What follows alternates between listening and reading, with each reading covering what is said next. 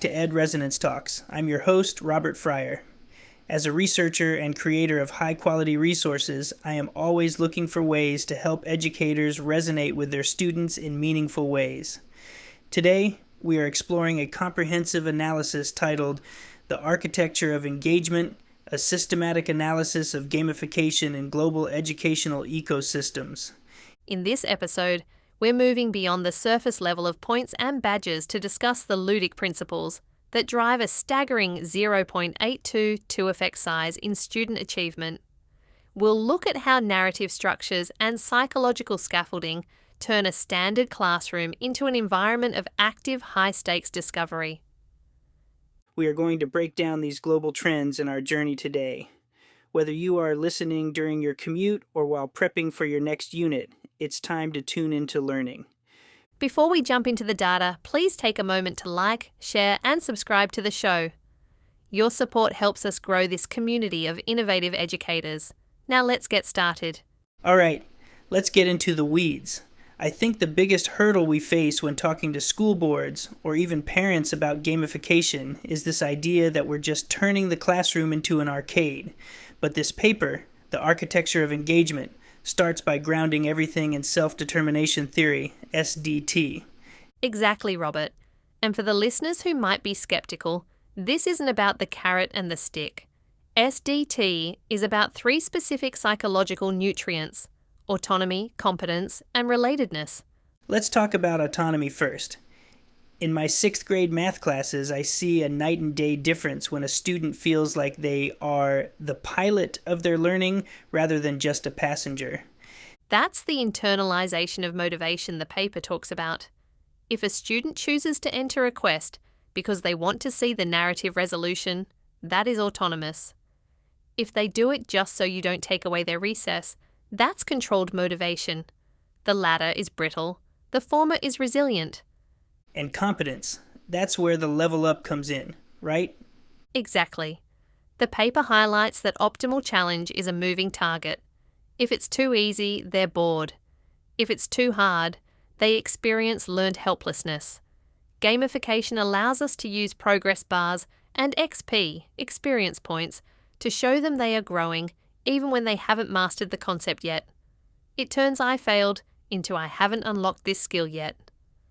I love that shift in lingo. It's a complete rebrand of the F grade. Let's talk numbers.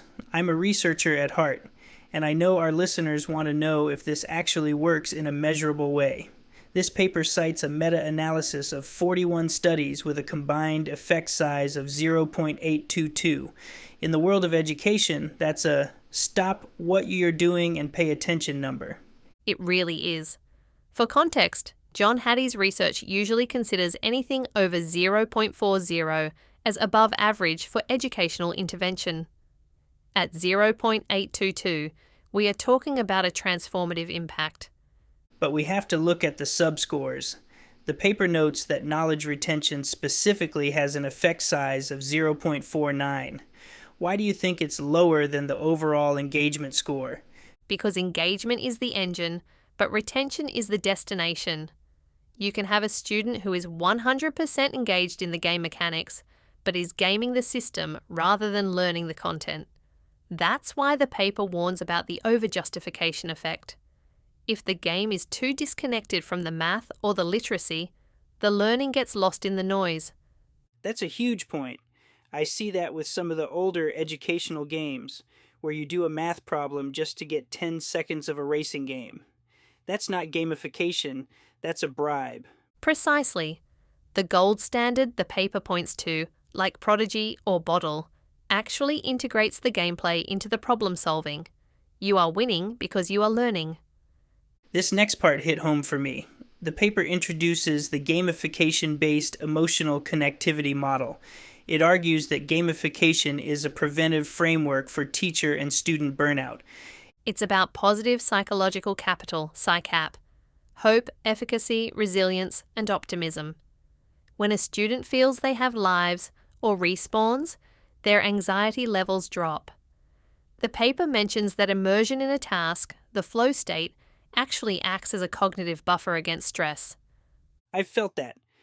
When I'm deep in a mission with my students, The bells and the administrative stress of the day kind of fade away. But there's a warning here about motivational depletion. Yes, the inverted U relationship. You can't be at 100% immersion all the time. If the quest is too high stakes for too long, the student and the teacher will hit a wall. It's like a boss battle that lasts 3 hours. No one wants that. You need the save point and the in to recover. Exactly. And for teachers, the paper shows a medium effect size, Hedges G of 0.538, for motivation. When we feel we have the tools to actually reach the unreachable kid, our professional commitment goes through the roof. We can't end this deep dive without talking about the final boss of EdTech, data privacy. The paper is very clear. 2026 is a different world for vendor compliance. It really is. We are moving from buyer beware to strict liability for schools. The paper lists a 9-clause checklist that every administrator needs to have in their contracts. Let's name a few for the listeners. Clause 1, data ownership. The district must own the data. The vendor is just the tenant. If the vendor goes bankrupt or gets bought out, that student data stays with the school. And Clause 4, audit rights. You shouldn't just take a vendor's word for it that they are secure. You need the legal right to audit their security protocols. I always tell people to check the Common Sense Media privacy ratings. If a platform like Brisk or Your Way is hitting that 90% plus mark, you're in a safe harbor. But for those who are tech-tired, let's not ignore analog gamification. The paper notes that physical quest logs and dice-based systems often have higher satisfaction scores because of the human-to-human interaction. That's where the magic happens. Whether it's digital or analog, it's about making the student the hero of their own story. Well said, Robert.